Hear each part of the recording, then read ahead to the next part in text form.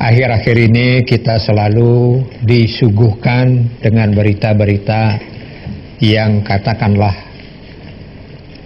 pro kontra demikian, atau juga bisa sedikit dibilang sebagai sesuatu yang rewo binede. Nah, kemudian dari berbagai pihak, dari berbagai lapisan telah memberikan pemandangan, memberikan wawasan, ya demikian. Apakah itu akademisi, apakah itu agamawan, adat, LSM dan sebagainya. Namun sampai saat ini masih belum ada sesuatu yang katakanlah mengerucut menjadi suatu keputusan yang barangkali nanti kita akan dengar bersama. Nah, dari pandangan-pandangan itu tentunya setiap orang juga mempunyai boleh mengeluarkan pendapat dan pandangan menurut hati nuraninya masing-masing. Sekarang dia akan coba tanyakan kepada akademisi beliau, Pak Ngurah, Nah, bagaimana Bapak melihat perspektif pembangunan dari Pemprov Bali saat ini? Nah, kemudian dengan menularkan pembangunan mercusuar seperti proyek bandara, reklamasi. Nah, kemudian ditinjau dari aspek akademisi dan bagaimana perspektif dari marxisme. Silakan. Jadi saya ingin memberikan satu pandangan tidak dari sudut hukum, bukan dari sudut yang lain ya, lingkungan. Saya berusaha memberikan enlightenment terutama kepada rakyat Bali ya, bahwa sudut pandang yang saya akan sampaikan adalah dari sudut pandang teori-teori Soekarnoisme dan Marxisme. Iya. Jadi saya melihat bahwa pembangunan Provinsi Bali ini, baik yang dilakukan oleh gubernur, bupati dan wali kota ini ya sangat jauh dari nilai-nilai Marxisme, karena yang dikejar itu hanyalah proyek-proyek yang berbau mercusuar begitu ya. Jadi kita kutip ya, lagu Indonesia Raya itu kan founding father kita sudah menyampaikan, ada satu bait yang berbunyi, bangunlah jiwanya, bangunlah raganya. Kenapa bukan raganya dahulu, kenapa jiwanya? Seharusnya yang diprioritaskan oleh pemerintah kita adalah karakter building dari manusia-manusia Bali ini. Yang inilah yang membuat saya prihatin bahwa terutama dengan kontroversi masyarakat pro dan kontra, terutama dengan adanya bandar udara Buleleng yang akan dibangun, yang saya percaya akan semakin cepat menenggelamkan Bali dalam Sandiaka Laning tahap 2, yang akan cepat menjadikan Bali sebagai wilayah Betawi kedua, dan juga proyek mercusuar yang saya sangat tidak mengerti dengan rencana reklamasi di Tanjung Benoa yang di wilayah Badung. Itu merupakan sebuah tanda-tanda bahwa pemimpin-pemimpin kita ini pikirannya terlalu terlalu ekonomi begitu ya. Finansial. Secara finansial, pikirannya, otaknya adalah pemimpin kita otaknya investor, otaknya duit gitu ya. Jadi jangan harap deh memunculkan pemimpin-pemimpin dengan jiwa-jiwa Soekarnois ya. Saya berikan contoh kepada pemirsa Bali TV, pada saat Bung Karno dulu dipaksa untuk menyerahkan Papua. Waktu itu Amerika Serikat sedang kesulitan mencari uang untuk perang Vietnam. Mereka mencari sumber-sumber di seluruh dunia dan ketemulah ada gunung emas di Papua. Pada saat itu Amerika Serikat memaksa seorang Soekarno untuk ada sistem kerjasama, persis tawaran investor kepada pejabat kita sekarang, kerjasama, tapi di belakangnya adalah kapitalis. Tetapi seorang Soekarno mengatakan waktu itu, saya akan kelola itu gunung emas, tetapi bukan sekarang. Saya akan menunggu saat anak-anak muda Indonesia itu pintar-pintar dan bisa mengelola daerahnya sendiri. Sehingga pada saat yang bersamaan Bung Karno ini mengirimkan ratusan anak-anak muda untuk sekolah di Uni Soviet untuk menjadi ahli emas, ahli minyak, ahli nuklir dan macam-macam. dengan harapan ketika mereka kembali ke tanah air, mereka mampu mengelola. Permasalahannya, pemimpin kita di Bali ini tidak menyadari, termasuk juga saya kritik pemimpin adat, pemimpin pekraman, pemimpin agama, akademisi dari perguruan tinggi yang menjual kajian itu kepada investor atau kepada pihak kapitalis itu. Mereka tidak menyadari bahwa ketika pembangunan nanti Bandar Udara Buleleng terjadi dan mungkin proyek reklamasi terjadi, itu adalah menyiapkan suatu lapangan pekerjaan, menyiapkan sebuah tempat pembangunan yang bukan diperuntukkan untuk orang Bali atau umat Hindu lah, begitu. Tegasnya begitu. Jadi kejadian Papua ini dengan satu konsorsium yang mengeruk dan menyedot Ibu Pertiwi ini kan terjadi di Bali. Kalau di sana bisnis tambang, di sini adalah bisnis pariwisata.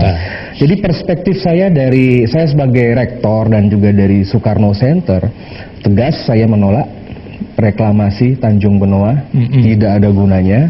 Kemudian untuk Bandar Udara Buleleng, ya karena saya juga orang Buleleng begitu ya, saya akan tanya juga kepada rakyat Buleleng.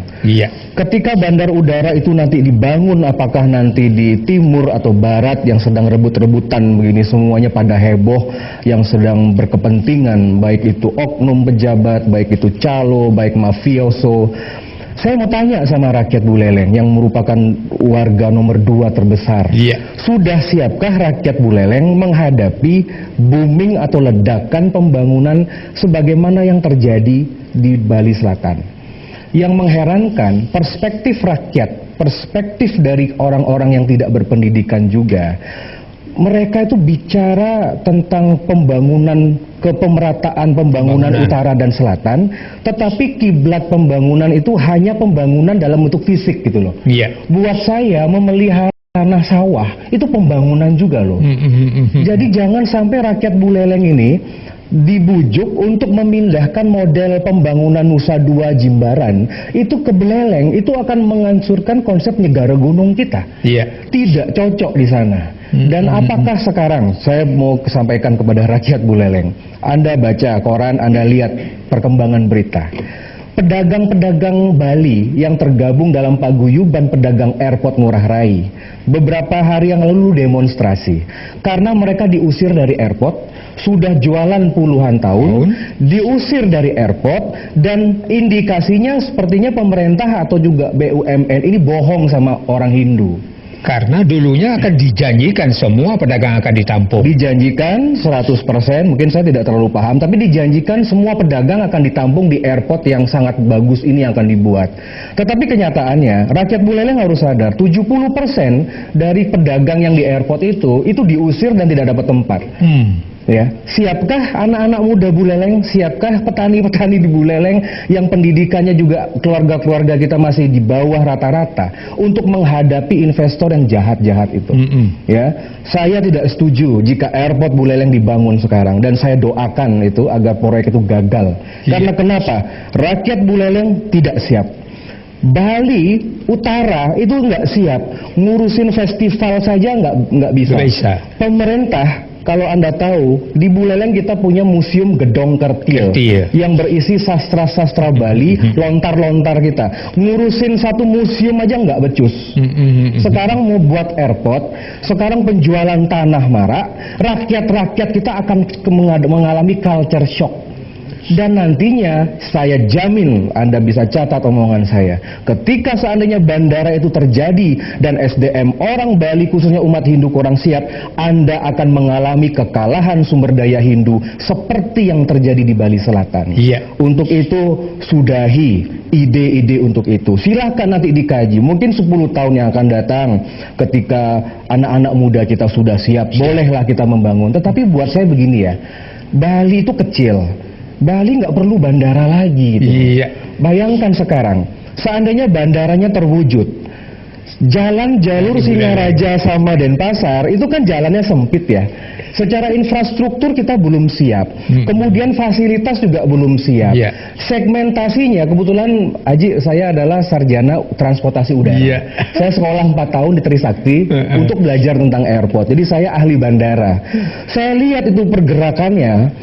Itu kalau bandaranya terwujud, Apakah akses infrastruktur itu bisa lancar? Dengan sekarang saja kemacetan ada di mana-mana loh. Kan sebaiknya siapkan dulu jalan tolnya dulu, perbaiki, jalannya diperlebar dulu, bangun universitas-universitas di Buleleng, jadikan sarjana dulu. Kalau sudah siap. Baru. Satu contoh lagi, saya pernah datang ke sekolah penerbangan yang ada di Buleleng. Di Buleleng kan ada bandara kecil, ada sekolah penerbangan, saya nggak sebut namanya.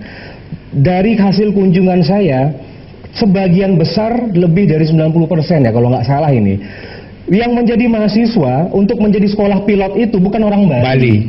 Bukan orang Hindu. Terus kita ngapain harus membuat bandara kalau nanti yang jadi pilot bukan orang Hindu, yang berjualan bukan orang Bali, pendatang semua, yang nanti kerja di sana adalah orang Jakarta, orang Surabaya, orang Bandung yang belum tentu menghargai budaya kita. Anda lihat deh airport Ngurah Rai sekarang.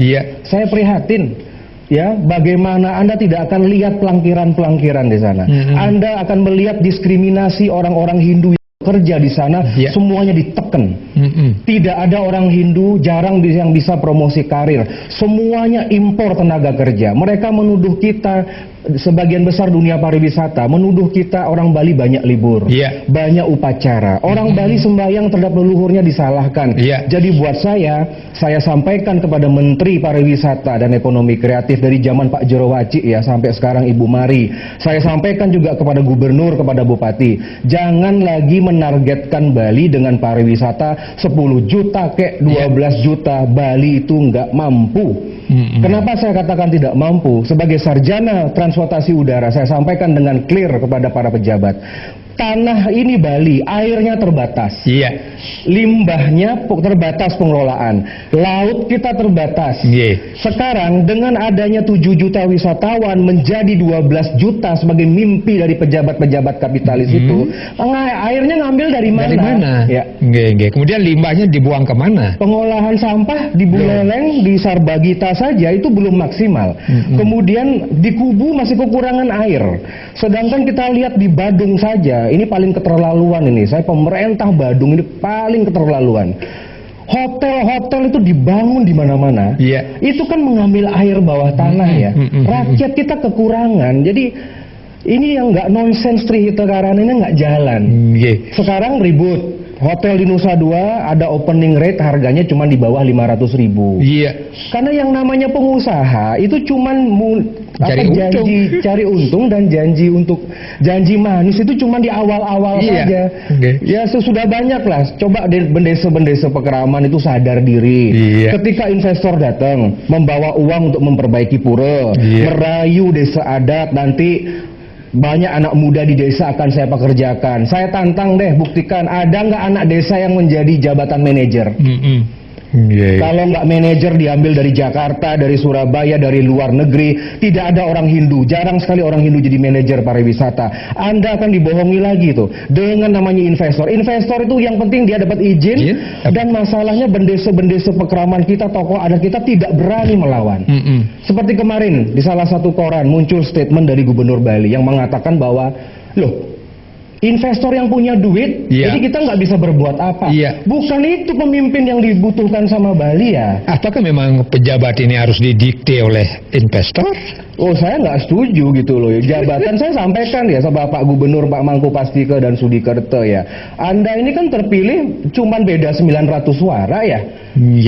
Jadi menjadi gubernur tuh bedanya cuma 900 suara. Jadi pengertiannya saya sadarkan ini kepada pemerintah Bali. Anda itu terpilih menjadi gubernur dan wakil gubernur. Setengah rakyat Bali nggak pilih Anda loh.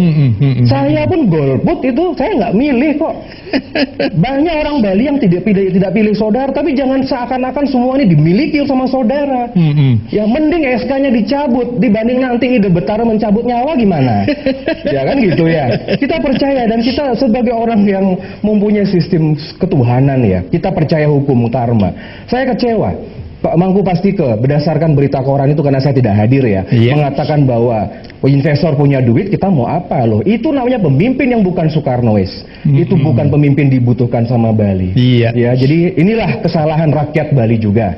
Saya minta kepada rakyat Bali yang kemarin salah pilih gubernur, jangan sekali-kali menolak tentang yang namanya Anda tidak berhak menolak tentang reklamasi, karena Anda sudah salah pilih pemimpin. Itu konsekuensinya begitu. Makanya saya harapkan kepada generasi muda, ayo cerdas. Ya, dulu kita mengenal yang namanya kaum akademisi, adat, dan juga agamawan. Akademisi ini saya juga kecewa sama Udayana. Udayana ini kan pelin-pelan juga ya. Satu sisi mungkin karena pergantian rektor, saya harap rektor yang baru bisa dengan tegas. Di satu sisi mengatakan A, kemudian besoknya B, besoknya diizinkan datang, kemudian tidak.